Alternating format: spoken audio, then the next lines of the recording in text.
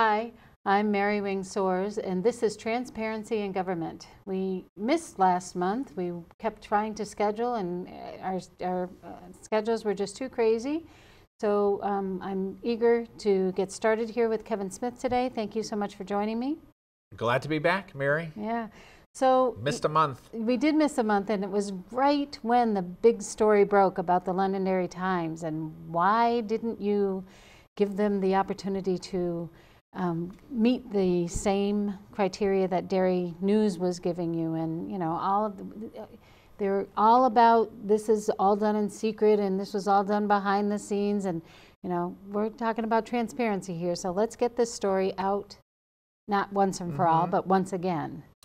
Well, I mean, look, I'm not going to rehash all of the details of it, though there was unfortunately a lot of misleading information that was put out on social media, and you know, something like this is not something I'm going to engage in on social media because I don't think it's very productive, number one.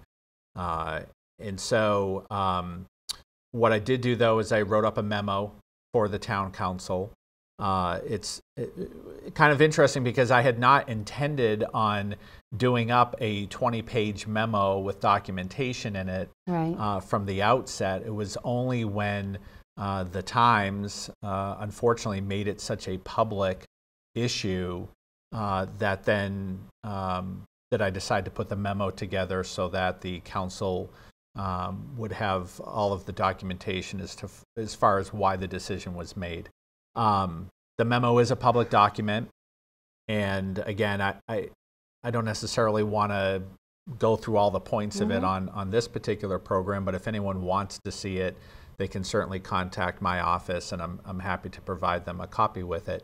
Well, haven't they already seen it because it also was posted on social media? It was, right, and not by the town, no. But by a person who had requested a copy of the memo. Though I appreciate the fact that a lot of people aren't on social media, and so if they're that interested enough and want to see what was contained within the memo, they're welcome to do so. You know, what I will say is this, is that the Times is a vendor of the town. The town does not subsidize the Times. We don't own the Times. And they're not unlike any other vendor that we do business with in town, and that we have a certain standard and criteria we ask each vendor to meet. I didn't feel that the Times was meeting that standard anymore, and so we went with another vendor. I'm not required in this case to put it out to bid. One, because it didn't meet the financial threshold of how much business we do with them annually. And two, because it's a professional service, even if it had met the threshold, they're exempted from having to be put out to bid. So in this case, there's two options we have in local papers. There's the Times and the Dairy News. Right. And I felt it was a prudent business decision at this time anyway to go with the Dairy News. So I know that the Times comes to every household through the mail, and the Dairy News, at one time I had to subscribe to the Dairy News, and then it started just being once a week, and it started showing up in my mailbox, and I don't pay for it any longer. Right. So is it free to every resident in Londonderry as well? It is. It's free to every resident if the resident requests it. So what I did find out in this process is different companies do things differently when it comes to newspaper printing. From what I understand, the way the Times does their mailings and printing is they do it all in bulk. And so they print a certain number every week, and whether you want it or not, it's going to you. Right. And they mail it out to all of the addresses. With the Dairy News, they have, it's not a bulk mailing in the sense that it goes to every mailbox. They actually have a list, a mail list that they maintain. And so if you call and say, I don't want to receive this anymore, well, they take you off the list, and so you're not going to receive it anymore. Likewise, if you're not on the list, but you do want it, you can contact them and they'll send it to you free of charge. I can only guess that the reason they decide to do it that way as opposed to doing the bulk is it saves them on printing costs. Sure. That they're not going to print more than what they need to print. Right. So, you know, again, it's the preference of how each company wants to do it. Right. But at the end of the day, both of them are free papers that are supported by, you know, advertisers in them. And, you know, I guess the uproar was that Londonderry Times does cover Londonderry only for this one. I mean, Yep. there are other, they do have other papers that they produce that cover the surrounding towns, but for Londonderry. And so, you know, we see them in the schools all the time. We see them, you know, on the ball fields and everything else. So, so I think when you're looking at it from that point of view, there might be a misconception of, well, yeah, but you still have to have a standard and they still have to live up to that standard. Right. For example, this most recent article has a lot of misleading things in it. Yeah, you know, just to, I guess, touch on your earlier point that you just made, I would agree with you that, you know, if I'm not ignorant to the fact that if you said to me which paper has more Londonderry stories in it, sure, the Times has more coverage of local issues in Londonderry, but that wasn't the criteria that we're using in determining who do we use as a vendor. Again, we have different standards that we lay out for all of our vendors, and we felt that the Times wasn't meeting those standards anymore. But as far as more specifically, you know, the accuracy of certain information that's in here, yeah, it's troubling to read articles that you know are just misleading at best or completely not factual. The article on the front page of this week's paper talks about, it states, and I think anyone who would read it would seem to be that it states that there was a Warren article that had incorrect and misleading information in it. States it as a fact, not as an opinion of someone. It's simply not true. That may be someone's opinion, but it certainly isn't fact.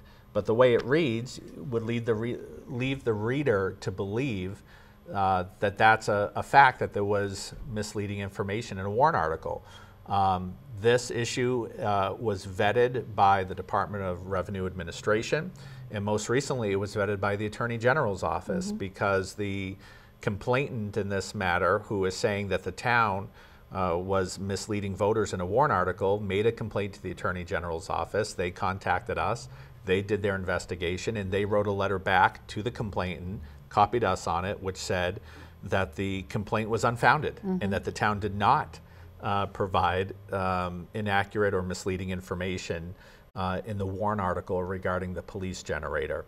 So, but again, to read the paper, you don't come away with that impression. And that's, to me, it's unfortunate, because as you know, the paper that most people probably read in town, you would hope that the information being reported is accurate, or at the very least, unbiased. Well, and I was going to say that we would be contacted for comment. When you have a major front page article about an issue with a lot of opinion in it, maybe it's best to get a comment from the town. So the fact that we're not even contacted, it leaves one to scratch their heads. So, well, that's what, you know, I've had issues with the Londonderry Times. I love the paper for what they do with the schools as far as how they cover all of those events, and local theater. You know, they do a nice job doing that. The pictures are terrific, but I agree with you that many of the articles that I read are slanted and definitely misleading and often inaccurate in some of their facts. Yeah, and you know, Mary, at the end of the day, look, they can print what they want to print. They can edit how they want to edit. That, again, we don't run the Londonderry Times, but we also have to make a decision on where are we putting the taxpayers' monies. And because state law requires us to print certain legal notices in a newspaper, because that's the other thing. Many people have said, well, how come you're still printing ads in a newspaper when you have all of the online technology and places you can post it around town? Because state law requires us to do it. And so we have to spend money every year doing this. And, you know, we just, to being good stewards of taxpayer funds, felt it was best to, you know, as I said, at this point right now, to go with the Derry News for that. Okay, well, on to more pleasant subjects, I think.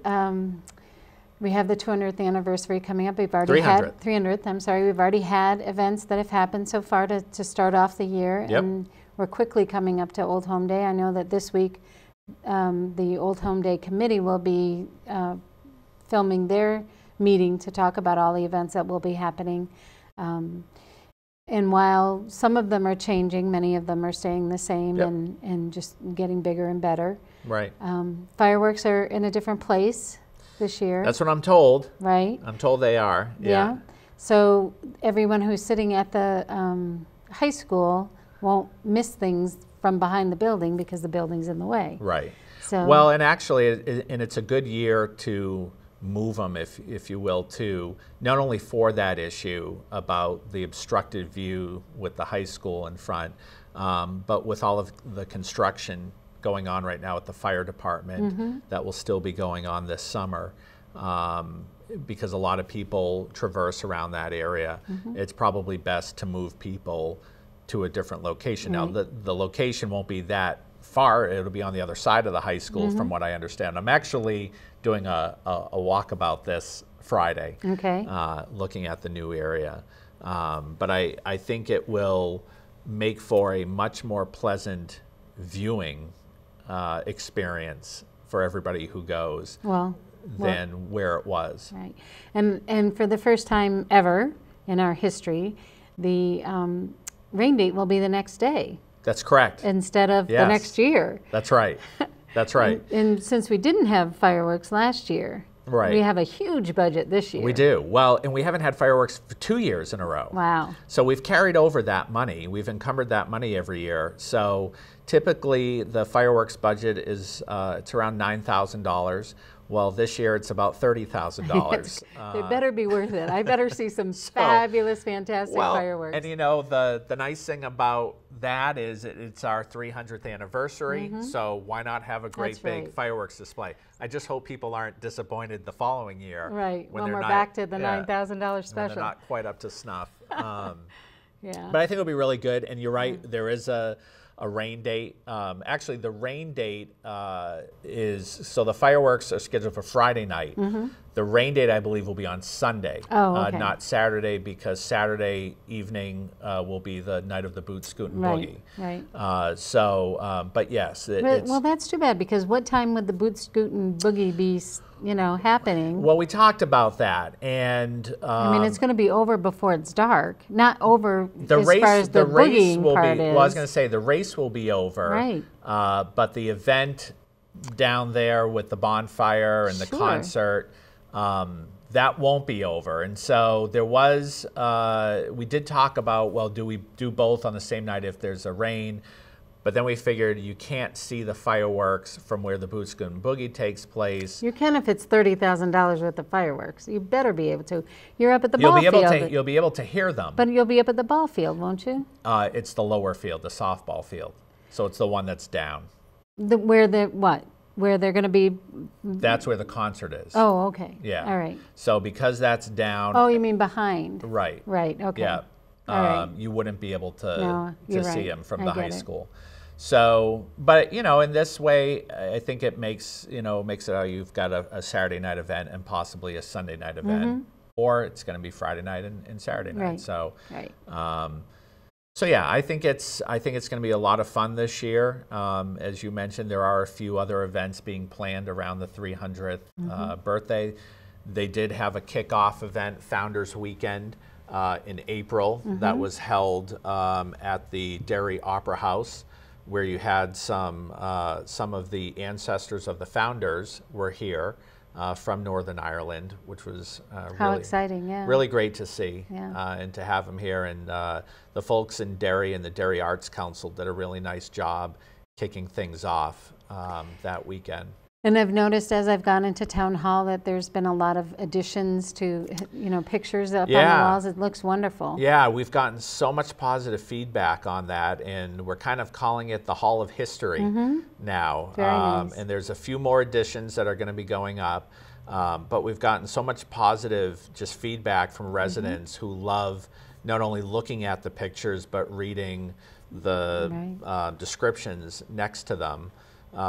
It's, I think it's important to recognize our history and to celebrate it and to educate people who haven't been in town that long about our roots.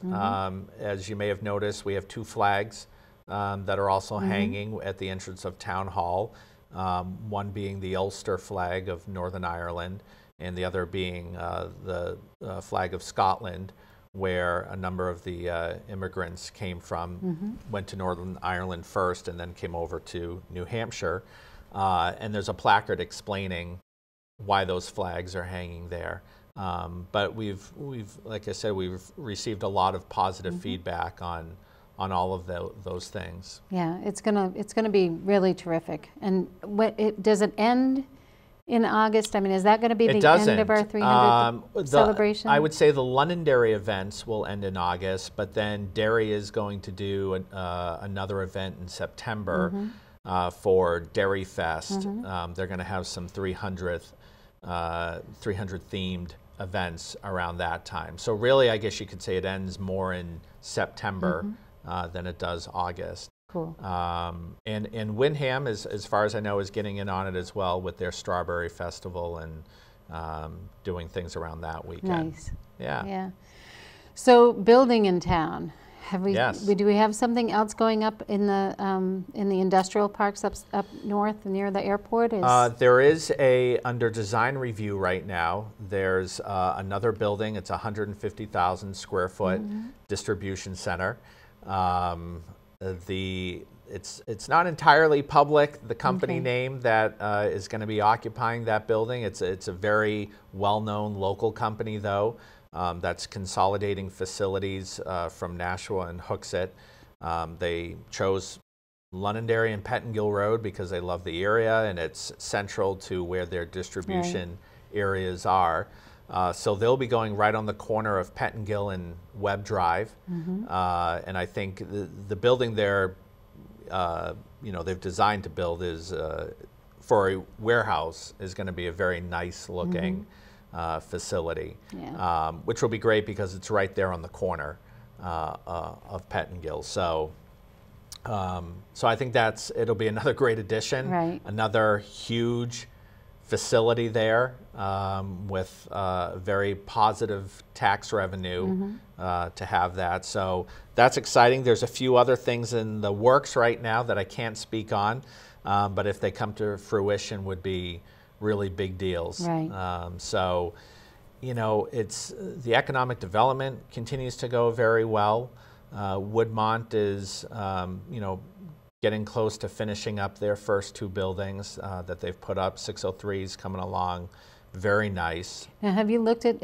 Are the apartments at all complete on the inside, or not yet? They're not entirely complete, but they're pretty close. Not the entire building, but I'd say about 50% of the buildings on the inside are fairly close to being complete at this point. And beyond the 603 brewery, do we have other tenants for the places that will be below the apartments? I'm told they yet? do. But they haven't said whom? They haven't said whom, but I've been told by them that they do have tenants that have already signed leases or are very close to signing leases there. So I think when people see the finished product of those first two areas, they're going to be very impressed. Because in my time of going in there, granted the public doesn't have access right now, but for town officials, we've been able to go in. They are not cutting any corners They've put a lot of money into these buildings, into the landscaping, the curbing. It's just a lot. And I think when it's all complete, people are going to go, wow, that is what we were told. Right. That's what we envisioned. That's what was on the plan, and that's exactly what they've done. The reason it's taking as long as it is, if you look at the brickwork that's going on in the facades of these buildings right now, they're laying each one brick by brick, and it's all different kinds of brick, all different kinds of block. So it's quite a thing they're doing over there. And so they came before the planning board recently and asked permission to create another road that would go directly to Pillsbury. Yep. And it would connect to the park and ride. Yep. So it would be like another exit for the people that are in the park and ride, so that they don't have to go out by Wendy's and by Garden Lane. Right. However, they presented something that would be very straight and a nice shot to Pillsbury. So, and it's going to be wider than what we have right now. Yeah. Than Michael's Way. And they presented it without any roundabouts. Yeah. And the concern, you know, of course, by many of the people on the planning board was the fact that it would become a speedway. Sure. Especially since it's connected to the park and ride. Yep. So yep. The planning board said, we'll have to mull this over a little bit. Yeah. You know. Yeah. But that's for the senior center. I mean, for the senior buildings that are going to go up, right? Because they wanted to have the the wider roads for emergency vehicles and anything else. But it's the people that I have a concern about taking advantage of zipping through there. Yeah, it's very interesting because I mean, the roadway, Michael's Way, was designed, as you know, to keep speeds down, to keep speeds relatively slow going through there. And I think they've had their desired effect based on the number of complaints I get about people not being able to speed through there. Right. You wouldn't believe how many people say to me, why do they have all those roundabouts? You know, I have to go so slow through there. Yeah. That's what it was designed. That's how it was designed, to keep speeds low. Right. And it seems we have such an issue with speeding in this town that you hear about all over, that you would think people would appreciate, you know, some roads being built keeping speeds low, but you know, people still want to go fast. I guess they want to get there quick. You know, I personally, since that road's gone in, I almost never do the cut through Londonderry Commons anymore and go to that four-way intersection. Because I feel the Michael's Way is just so much more convenient to get to the Market Basket area. It is. It'll be nice too when they're done and they can put the top coat on, because now it's not the finished product. Right. Yeah. Half the road has the top coat and half of it still has the base. Yeah. Right. So something to look forward to. Yeah. But you know, I'm hoping that for all of those people who do want to speed, they're going to be just as disappointed with the other road. Well, hey, that's you guys get to have a say in that. What I don't understand is why any tractor trailers would be coming down Michael's Way. I would think that they would all have to come through, you know, up 102 and turn right that way and come into Market Basket that way.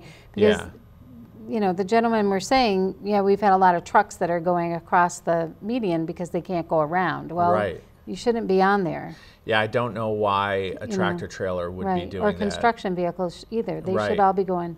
Yeah. I'm sorry if it takes you a little bit more time. No, I'm in complete agreement. I mean, to utilize Gilchrist and Pillsbury and then Michael's just for a truck that size doesn't seem to make any sense. You should be utilizing 102, as you say, and going in that way. Yeah, I guess I'll have to email our compliance officer. There you go. Yeah.